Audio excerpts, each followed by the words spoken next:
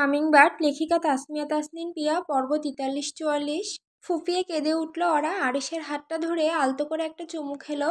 Sorry রাগীভূত, আর কখনো আপনার কথার অবাধ্য হব না। হলে কিন্তু আস্ত থাকবে না। শুকনো ঢোক গিলল ওরা। এই মানুষটা চাইলে যা খুশি করতে পারে, সবই সম্ভব তার কাছে। আচ্ছা, কাপা গলায় বলল সে। চোখ নামিয়ে নিল। আরিসের ঠোঁটের কোণে হালকা হাসি খেললো। ইশারায় ওরাকে কাছে ডাকলো।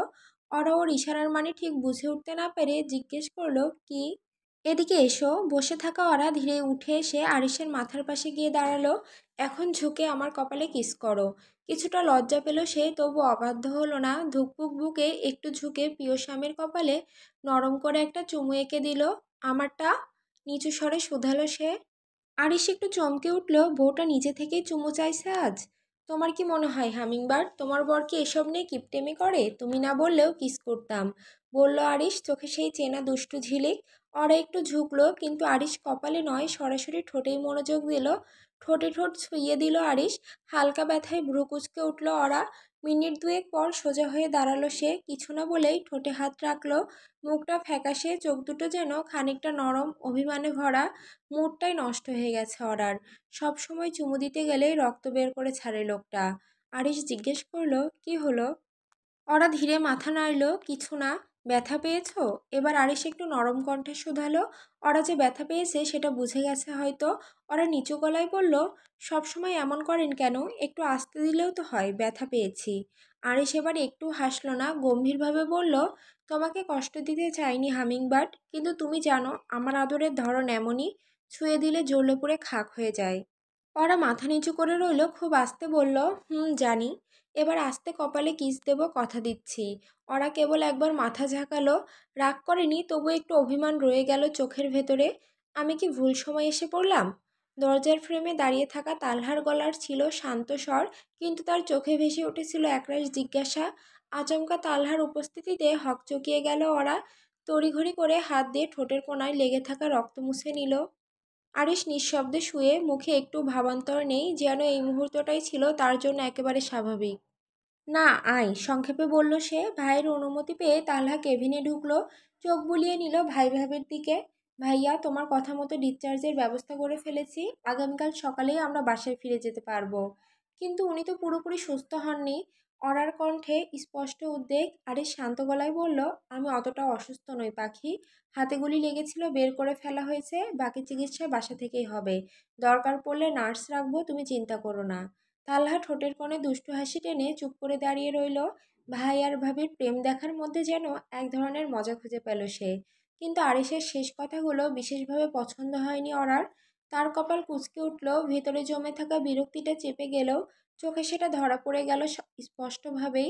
নার্সের দরকার নেই, আমি আছি তো, শান্ত গলায় বলল ওরা। তালহা মুখে দুষ্টু হাসি টেনে বলল, ও তাই তো, ভাবি তো আসেনি, নার্স টার্স কিছুই লাগবে না। আরিশ চোখ বন্ধ করে কিছুক্ষণ চুপ করে রইল। তারপর চোখ খুলে ঠান্ডা গলায় বলল, না, নার্স লাগবে। আমার চিকিৎসার জন্য একজন প্রফেশনাল নার্স থাকা জরুরি। ওরার এসব বিষয়ে তেমন কোনো ধারণা নেই। কাজেই তুমি গিয়ে হসপিটালের ম্যানেজমেন্টের সঙ্গে কথা বলে ফেলো। ওরার বুকটা মোচড় দিয়ে উঠল। কথাটা যেন একরকম অবজ্ঞা করেই বলা হলো। রাগে আর অপমানে সে মাথা নিচু করে রইল। ঠোঁট কাঁপলেও কিছু বলল না। তালহা দাঁড়িয়ে উঠে বলল, ঠিক আছে, আমি কথা বলছি। ওকে। তালহা বেরিয়ে যেতে ঘরে একটা অস্বস্তিকর নীরবতা নেমে এলো। আরিশ মুচকি হাসতে যেন খুব তৃপ্ত। চোখ সরিয়ে সরাসরি অরার দিকে তাকিয়ে। ওরা কিছুই বলছে না, তার দৃষ্টি নিবদ্ধ মেঝের দিকে।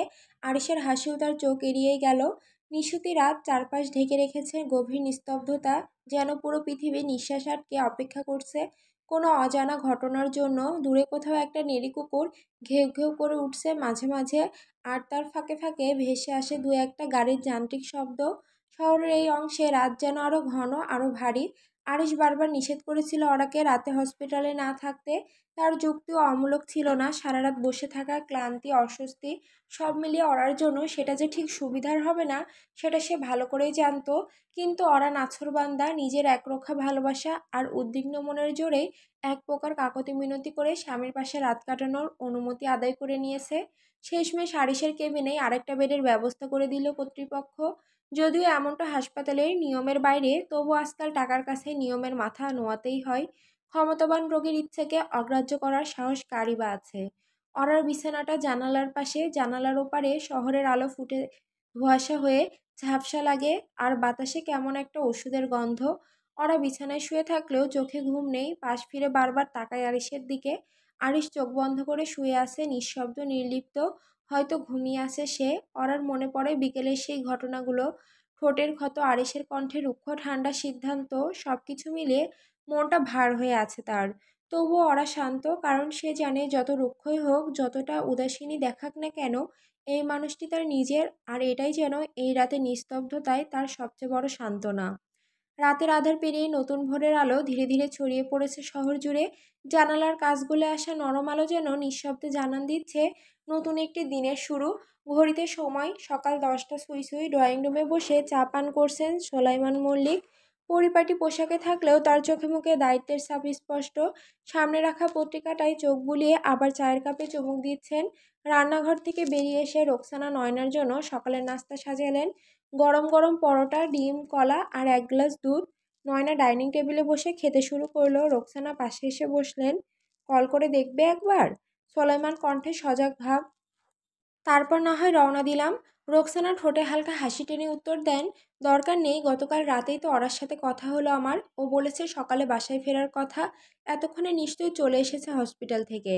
সোলাইমান মাথা নাড়লেন, চা শেষ করে টেবিলে কাপটা রাখলেন পরিপাটি করে। ঠিক আছে, নয়নার খাওয়া শেষ হলে তোমরা মা মেয়ে রেডি হয়ে নাও।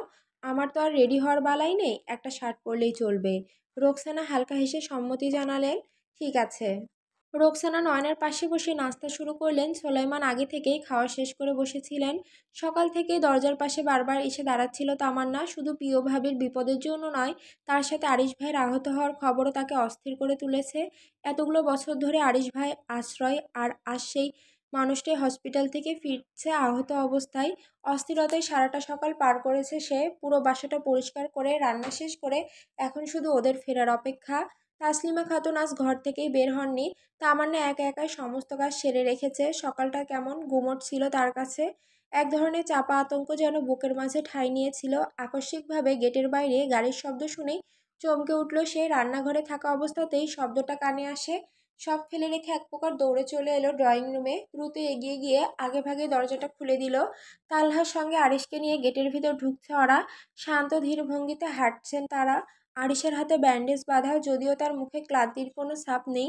পায়ে কেবল সামান্য কাটাছেঁড়ার দাগ, তেমন গুরুতর কিছু না। কিন্তু তালহা ঠিকই তাকে শক্তভাবে ধরে রেখেছে। ভাইকে একা ছেড়ে দেওয়ার মানুষ সে নয়। তাদের পেছনে আসছেন একজন নার্স, হাতে প্রাথমিক চিকিৎসার সরঞ্জাম। তামান্নার চোখ অশ্রু সজল হয়ে উঠল। দরজার একপাশে দাঁড়িয়ে নীরবে তাকিয়ে রইল সে। ভালোবাসার মানুষগুলো সুস্থভাবে ফিরে আসাটা যে তার কাছে এক বিশাল স্বস্তির বিষয়। ভাবি, আপনি ঠিক আছেন তো? তামান্নার গলা কাঁপছিল উদ্বেগে। আমি ঠিক আছি, নরম গলায় জবাব দিল ওরা। মনে হচ্ছিল যেন চোখের পানি আটকে রেখেছে তামান্না। সামনে পেয়ে আর দেরি করলো না, ছুটে এসে ওরাকে শক্ত করে বুকে জড়িয়ে ধরলো, যেন বুকের ভেতরের সব ভয়, সব দুশ্চিন্তা ঝেড়ে ফেলতে চাইছে এই আলিঙ্গনে। আরিশ একটু বিরক্ত হয়ে কপাল কুঁচকে বলল, আমি অসুস্থ, আমার জন্য চিন্তা কর তামান্না, তোর ভাবিকে জড়াজড়ি বন্ধ কর। তার স্বরের মধ্যে ছিল হালকা হিংসে মেশালো সুর। তালহার মুখে মিটিমিটি হাসি ফুটে উঠল। ভাইয়ের এই জেলাসির মিষ্টি রূপ সে বহুবার দেখেছে, তবে গতকালের ঘটনার পর আজ যেন আরও স্পষ্ট বোঝা যাচ্ছে আরিশ তার ওরাকে কতটা ভালোবাসে। ভাইয়া, এখন আপনার হাত কেমন? আর পায়ের ব্যথা কি কিছুটা কমেছে? ওরাকে ছেড়ে এবার আরিশের দিকে এগিয়ে গেল তামান্না। সব ঠিক আছে, অল্প একটু জ্বালাপোড়া হয় মাঝে মাঝে, তবে এখন একটা চা হলে বেশ ঝরঝরে লাগবে। ঠিক আছে ভাইয়া, যাচ্ছি আমি। তামান্না রান্নাঘরের দিকে হেঁটে গেল। তালহা এবং নার্স রেবেকা ইসলাম মিলে আরিশকে ধরে দোতলার দিকে ওঠানোর জন্য এগোলো। কিন্তু হঠাৎই ওরা এগিয়ে এসে তালহার পর রোধ করে বলল, ভাইয়া, আপনাকে কষ্ট করতে হবে না, আর নার্স আপু, আপনাকে ওনাকে ধরতে হবে না, আমি নিজে নিয়ে যাচ্ছি আরিশকে। তার চোখে ছিল দৃঢ়তা, কণ্ঠে ছিল যত্ন আর দখলদারির এক অদ্ভুত গভীরতা। তালহার নার্স একে অপরের দিকে তাকিয়ে হালকা হেসে সরে গেল পাশে। কিন্তু আপনি কি সত্যি ওনাকে নিয়ে যেতে পারবেন? তালহার কণ্ঠে ছিল খুনসুটির সুর, চোখে মুখে দুষ্টুমির হাসি। ওটা একরকম ইচ্ছে করে বলল সে, ওরাকে হালকা করে জ্বালানোর জন্য। আরিশ তখন ঠোঁটে মুচকি হাসি ফুটিয়ে বলল, হ্যাঁ পারবে, নিশ্চয়ই পারবে, তুই যা, নিজের কাজ কর। আমাকে আমার বোন নিজেই নিয়ে যাবে রুমে। ওকে জাহাপনা, এলাম আমি, বিদায়। তালহা হাসতে হাসতে রান্নাঘরের দিকে পা বাড়ালো। আরিশ বিষয়টা খেয়াল করলো। এদিকে রেবেকা ইসলাম তখনও দাঁড়িয়ে। ওরা এবার তার দিকে তাকিয়ে বলল, দোতলা ৩ নম্বর রুমটা আমাদের, আপনি আগে যান, আমি ওনাকে নিয়ে আসছি। রেবেকা বিনয়ের হাসি হেসে মাথা নেড়ে ধীরে ধীরে সিঁড়ির দিকে এগিয়ে গেল। আর তখনই আরিশ হঠাৎ জিজ্ঞেস করলো, তালহা রান্নাঘরে গেল কেন? প্রশ্নটা শুনে অরার মুখটা পড়ে গেল মুহূর্তে, ভেতরে ভেতরে চমকে উঠল সে। বুকের ভিতর ধুকপুক করে উঠল এক অজানা আশঙ্কায়, যদি আরিশ কিছু টের পায়, যদি তামান্না তালহার সম্পর্ক নিয়ে প্রশ্ন তোলে। এই সময় এই অবস্থায় এসব হলে তো পরিস্থিতি আরও জটিল হয়ে যাবে। একটু সামলে নিয়ে চোখ নামিয়ে অরা বলল, এমনি হয়তো কোনো দরকার ছিল ওর, রান্নাঘরে কিছু লাগতে পারে। আরিশ গভীরভাবে তাকালো অরার চোখের দিকে, এক মুহূর্তে যেন থেমে রইল সময়। অরার ভেতরের উদ্বেগটা বুঝে ফেলল কি, নাকি স্রেফ ক্লান্ত হয়ে আর প্রশ্ন করলো না, বোঝা গেল না ঠিক। চলুন ঘরে যাই। কণ্ঠে তাড়াহুড়োর ছাপ স্পষ্ট, অরা যেন যত তাড়াতাড়ি সম্ভব এই প্রসঙ্গটা থেকে বেরিয়ে সরে যেতে চায়। আরিশ এক ধরনের প্রশ্রয় মিশ্রিত সন্দেহের হাসি হাসল, তারপর গম্ভীর ভঙ্গিতে বলল, মনে হচ্ছে তুমি কিছু একটা লুকাচ্ছ আমার কাছ থেকে। তুমি জানো হামিংবার্ড, তোমার ব্যাপারে আমি মারাত্মক ওভার পজিটিভ।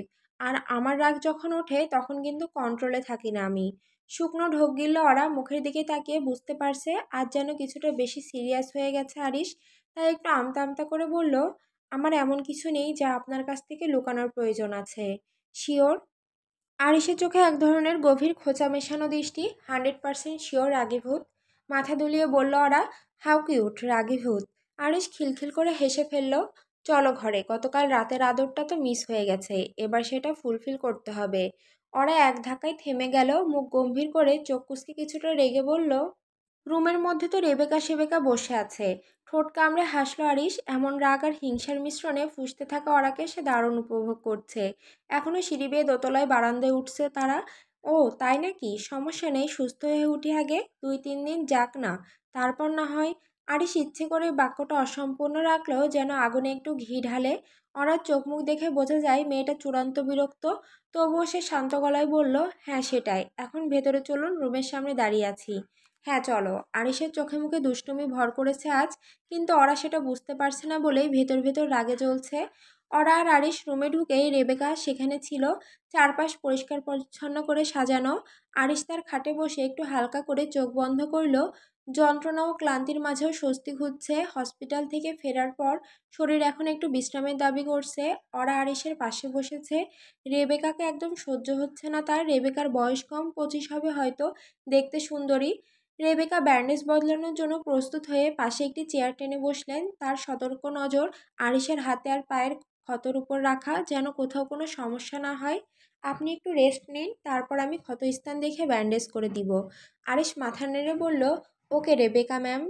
মেজাজ বিগড়ে গেল ওরা, ঢং করে আবার ম্যাম বলতে হবে কেন, যত সব আদিক্ষেতা। আচমকা পেছন থেকে কেউ এসে জড়িয়ে ধরায় তামান্না চমকে উঠল। হাতের কাপটা পড়ে যাওয়ার উপক্রম হলো, কিন্তু পরক্ষণে নিজেকে সামলে নিল, কারণ বুঝতে বাকি রইল না এই বাড়িতে তাকে এভাবে জড়িয়ে ধরার সাহস রাখে কেবল একজনই, মিস্টার তালহা। এভাবে কেউ জড়িয়ে ধরে যদি আপনার মা দেখে ফেলেন? তালহার কণ্ঠ নিষ্প্রিয় ভঙ্গি। তখন যা হবার হবে, আমি তো তোমার আর তুমি আমার। না ছাড়ুন, এখন কাজ করছি আমি। আচ্ছা ছাড়লাম, শোনো, রাতে ছাদে যাব, কল করব। সঙ্গে সঙ্গে চলে এসো, দয়া করে ঘুম ঘুম অভিনয় করে পালিয়ে যেও না। রাতে? কখন? গভীর রাতে, যখন সবাই ঘুমে ডুবে থাকবে। কেন? ভালোবাসতে? তামান্না তাকালো একটু থেমে, চোখে মুখে অনিচ্ছা কিন্তু গালে লুকানো একরাশ লালিমা। আচ্ছা এখন আপনি যান, আমি চা নিয়ে যাচ্ছি সবার জন্য, আপনার রুমেও দিয়ে আসবো। তাহলে তো ভালোই, আপাতত টাটা মিস তামান্না ভাটিয়া। তালহা চোখ টিপে হাঁটতে হাঁটতে বেরিয়ে গেল, তামান্নার ঠোঁটের কোণে হালকা হাসি, যার ব্যাখ্যা সে নিজেও দিতে পারে না। মনোযোগ সহকারে রেবেকার দিকে তাকিয়ে আছে ওরা, ব্যান্ডেজ চেঞ্জ করে দিচ্ছে সে। আরিশ চোখ বন্ধ করে শুয়ে আছে অর্ধ উন্মুক্ত শরীরে। আরিশকে এভাবে দেখে ওরার অসহ্য লাগছে বেশ, কারণ রেবেকাও আরিশকে দেখছে। বিষয়টা ওরার একদমই ভালো ঠেকছে না। ভাবি দেখেন কারা এসেছে। আচমকা তামান্নার চিৎকারে চমকে উঠল ওরা। পাশেই শুয়ে থাকা আরিশ ধীরে চোখ মেলে তাকালো।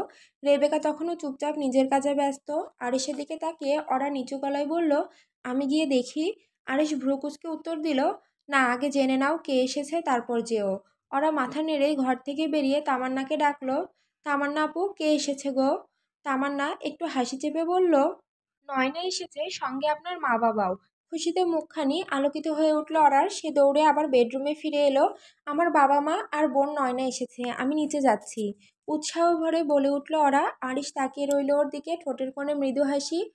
যাও, কিন্তু সিঁড়ি দিয়ে নামার সময় সাবধানে যেও। ভালোবাসার গাম্ভীর্যে বলা কথাটা শুনে ওরা একটু থমকালো, তারপর হালকা হাসলো। আচ্ছা, সাবধানে যাব। স্বামীর অনুমতি নিয়ে দোতলা থেকে ড্রয়িং রুমে এসে থামলো ওরা। দ্রুত দৌড়ে আসায় হাঁপিয়ে গেছে মেয়েটা। রোকসানা মল্লিক মেয়েকে দেখে যেন চোখের জল ধরে রাখতে পারলেন না। মুখ ভর্তি হাসি, গলার কাঁপুনি, সব মিলিয়ে একজন মায়ের পরিপূর্ণ অনুভূতি। সোলাইমান মল্লিকও থমকে গেলেন। ওরা যেন কেবল তাদের মেয়ে নয়, এক রাজকন্যা হয়ে এসেছে তাদের সামনে। সাজসজ্জা, আচরণ, চোখে মুখে অন্যরকম দীপ্তি, সব মিলিয়ে যেন নতুন করে চিনতে হলো মেয়েটাকে। কেমন আছিস মা? রোকসানা মল্লিক স্নেহ ভরে মেয়েকে জড়িয়ে ধরলেন। আমি ভালো আছি, তোমরা কেমন আছো বলো? অরার গলার আন্তরিক উচ্ছ্বাস। আলহামদুলিল্লাহ। আরিশ কোথায়? এখন কেমনও? সোলাইমান মল্লিক উদ্বিগ্ন হয়ে জিজ্ঞেস করলেন। রুমে আছে, নার্স কিছুক্ষণ আগেই ড্রেসিং করে দিয়ে গেল। নয়না ইতিমধ্যেই তামান্নার সঙ্গে গল্পে মেতে উঠেছে মেহমানদের আপ্যায়নের ব্যবস্থা করতে। তামান্না ও নয়না একসঙ্গে রান্নাঘরের দিকে এগিয়ে গেল। সোলাইমান ও রোকসানা আবার মেয়ের দিকে ফিরলেন। তাহলে আমাদের নিয়ে চল রুমে ওরা। হ্যাঁ চলো, বলেই বাবা মায়ের হাত ধরে এগিয়ে চলল ওরা। আরিশের সঙ্গে দেখা সাক্ষাৎ শেষ হলেও সেদিন আর বাড়ি ফেরা হয়নি মল্লিক পরিবারের। অরার জোড়াজুড়িতে দুপুরের খাবার খেয়ে বিশ্রাম নিয়ে তবে বিকেলের দিকে রওনা দেন সবাই। অরার মনে আজ এক অনুচ্চারিত আনন্দ। বহুদিন পর সবকিছু এতটা স্বাভাবিক, এতটা শান্ত লাগছে, যেন এমনটাই তো সে চেয়েছিল। একটা গোছানো সংসার, ভালোবাসার মানুষ, কাছের মানুষদের ছোঁয়া, আস্থার ভেতরটা পরিপূর্ণ। পরন্ত বিকেল, বাগানের এক কোণে রাখা লোহার চেয়ারে বসে আছেন রহমান চৌধুরী। চোখে ক্লান্তি, তবু মুখে অদ্ভুত এক তৃপ্তির ছাপ। কদিন ধরেই একটার পর একটা ঝামেলায় জর্জরিত ছিলেন তিনি। আজ যেন একটু নিঃশ্বাস ফেলার সুযোগ মিলেছে। ঠিক কিছুক্ষণ আগেই থানা থেকে গোপন এক সূত্রে তাকে খবর দিয়েছে কালু মারা গেছে। এই খবরে যেন প্রাণ ফিরে পেয়েছেন রহমান চৌধুরী।